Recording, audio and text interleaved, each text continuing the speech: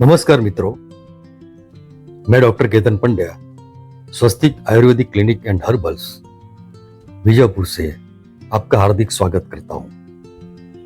हाल ही में अंतर्राष्ट्रीय योग दिवस मनाया गया। आप स्वस्थ रहे, मस्त रहे। हमारे प्रधानमंत्री जी आदरणीय नरेंद्र भाई मोदी जी ने पूरे विश्व को अपनी आध्यात्मिक धरोहर के जरिए एकजुट बनाने का सराहनीय प्रयास किया है और योगासन के महत्व को शारीरिक और मानसिक स्वास्थ्य के लिए हमें वाकिफ किया है। क्या है योग? कठोपनिषद अनुसार मन को स्थिर और बुद्धि को चेष्टा रहित बनाने का प्रयास योग है। गीता में श्री कृष्ण जी कहते हैं कि कर्म फल का आश्रय न लेकर जो अपना कर्तव्य धर्म निभाता है वही योगी है। योगः कर्मेषु कौशलम। महर्षि पतंजलि ने अपने योग सूत्र में कहा है कि मन की वृत्तियों पर काबू पाना योग है।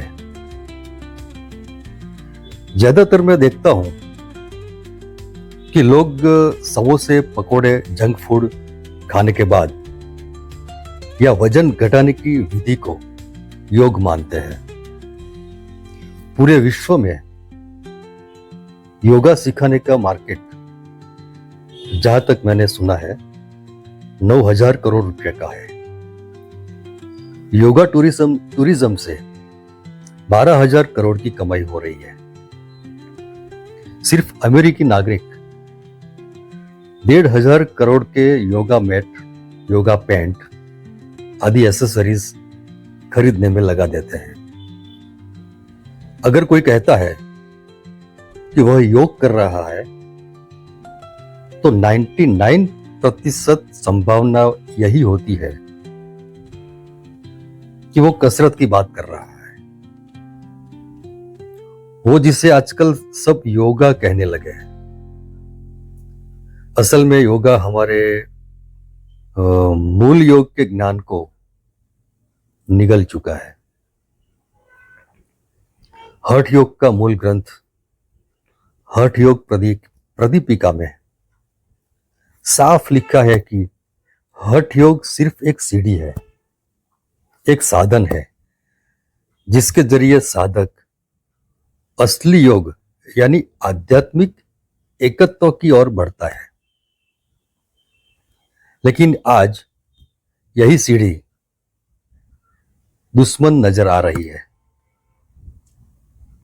लोग योगा करके ही खुद को पूर्ण समझने लगे हैं, तो फिर वो असली योगा की ओर कैसे बढ़ेंगे?